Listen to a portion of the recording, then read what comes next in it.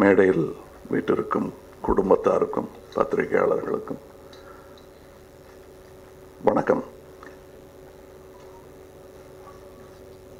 இவர் சொன்ன ஒரு முக்கியமான விஷயம், அதாவது ரசூல் பூக்குட்டி அவர்கள் சொன்ன ஒரு முக்கியமான விஷயம், இந்த ஒலி இது பல தொழில்நுட்பங்கள்லாம் வந்திருக்கு. ஆனால் அந்த டயலாக்ங்கிற விஷயம், டயலாக் பேசி தான் இப்போ கூட நான் ஞாபகம் வச்சுக்கிட்டு இருந்து பேசினது வந்து சாக்ரட்டிஸுங்கிற ஒரு டயலாக். அது அவ்வளோ பதிஞ்சு போயிருக்கிற ஒரு விஷயம். பேச்சு பிடிக்கும் நமக்கு, பேசி பேசி நம்மளை மயக்கியவர்கள் பல பேர் இருக்கிறார்கள். அது பேச்சு பிடிக்கும் நமக்கு. அதை வைத்து ஒரு வியாபாரத்தில் முதலீடு செய்து அந்த திறமையை வைத்து விளையாடி கொண்டிருக்கும் இந்த இண்டஸ்ட்ரி இந்த ஒரு துறையை கவனிக்காமல் விட்டது வந்து பிழை. அது திருத்தப்பட வேண்டும். அதில் எனக்கும் சந்தோஷம்தான். ரசூல் பூக்குட்டி அவர்கள் கனவு மட்டுமல்ல, இது லிசி அவர்கள் கனவு மட்டுமல்ல, என்னுடைய கனவும் கூட. முந்தையெல்லாம் நாங்கள் பேசிகிட்டு இருந்த மைக்கு, பாலச்சந்தர் அவர்கள் சவுண்ட் எக்யூப்மெண்ட்லாம் எங்களுக்கு நல்ல எக்யூப்மெண்ட் கிடையாது.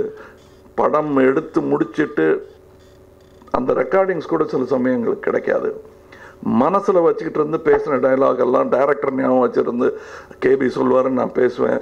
எச்சி முழுங்கிற சவுண்டு வராதுன்ட்டு மைக்கு கிட்ட இப்படி போய் வச்சு எச்சி முழுங்கிற சவுண்டு கொடுத்துருக்கேன் நான்.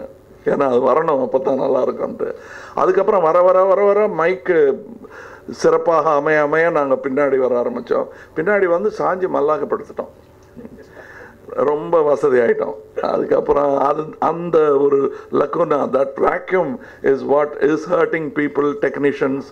ஆஸ் அ டைரக்டர் ஒரு சவுண்டு சொல்லக்கூடிய கதை கிட்டத்தட்ட மியூசிக்கும் திரைக்கதையும் போஸ்டர்ஸும் சொல்லக்கூடிய விஷயத்த சவுண்டு சொல்லிடும்.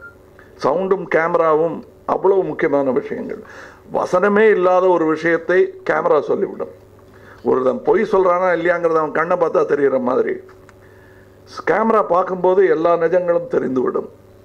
அதையெல்லாம் நாங்கள் அனுபவித்தவர்கள். ரவிக்குமார் சார் நான் நல்லா நடிச்சிட்டோன்னு சொல்லிட்டு அப்புறம் ரஷ்யா வந்து பார்த்தோன்னா திருப்பி எடுத்திருக்கோம் பல காட்சிகளை. 3 முறை எடுத்தோம். அந்த தெனாலிங்கிற படத்தில் எல்லோரும் நினச்சிருப்பாங்க முதல் நாள் நாங்கள் ரொம்ப சந்தோஷப்பட்டு அவ்வளோதான் வெற்றி அப்படின்னு நினச்சிட்டு போயிருப்போன்னு.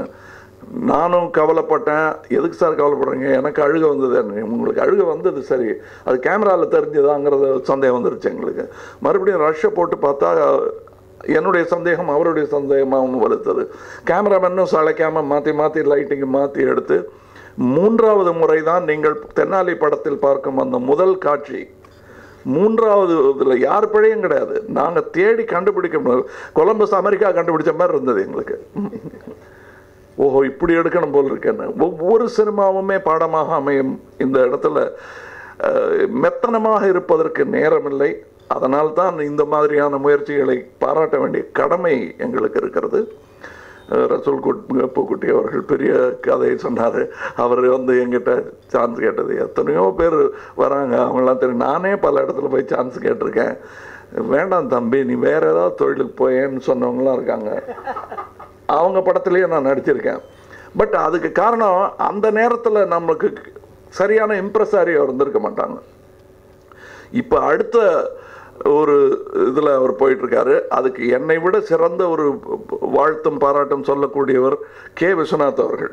அது ஏன் அதை சொல்கிறேன் அப்படின்னா, கே. விஸ்வநாத் அவர்கள் வந்து சாரதா ஸ்டுடியோவில் சவுண்ட் ரெக்கார்டிஸ்ட். அவர் வாகினியில் வேலை செஞ்சுட்டு சவுண்ட் ரெக்கார்டிஸ்டாக வந்திருக்கேன். நான் பார்த்துருக்கேங்க அவரை. தமிழ் படத்து டைலாக் இருந்தாலும் அதை வந்து கேட்டுக்கிட்டு ஆர்டிஸ்ட்கிட்ட அப்போல்லாம் லைவ் சவுண்ட் எடுக்கிற நேரம் he became a director. So அவருடைய படத்தில் நடிகர்களுடைய திறன் சற்று அதிகமாக வெளிப்படுவது மாதிரி இருப்பதற்கு காரணம் சவுண்டை பற்றின முழு ஞானம் அவருக்கு இருந்தது. இதை ஏன் இப்போ இவர்கிட்ட சொல்கிறேன்னா, கூடிய விரைவில் அவர் இயக்குனராக போகிறார், டைரக்டராக போகிறாரு. அது இந்த பலத்துடன் நீங்கள் செல்கிறீர்கள். சினிமாவை பற்றி தெரியும். எத்தனையோ பேர் எடுத்த சினிமாவை அந்த சவுண்டை கரெக்ட் பண்ணுறதுனால அதுவே ஒரு பயிற்சி. சினிமா இன்ஸ்டியூட்டில் படித்த பயிற்சி, சினிமா துறையில் படித்த கல்வி எல்லாம் உங்களுக்கு கைகூடும். அதுவும் வெற்றிகரமாக இருக்கும். அந்த அவார்டு ஃபங்க்ஷன்லேயும் முதல்ல வாழ்த்துறது நானாக இருக்கும். அந்த ஆக்சிடெண்ட் நடக்கணும்னு நான் நினைக்கிறேன். நான் வாழ்த்துக்கள். இதில் நிறையா டப்பிங் இங்கே நடக்க வேண்டும், எனது உள்பட என்பது என்னுடைய ஆசை. வாழ்த்துக்கள் லிசி அவர்களுக்கு. அவங்க பெரிய உழைப்பாளி. இன்றைக்கி முழு ஒரு வரவேற்புரையை அவங்க நிகழ்த்துவதை பார்த்து கொஞ்சம் இப்படியே யோசிச்சுட்டு இருந்தேன்.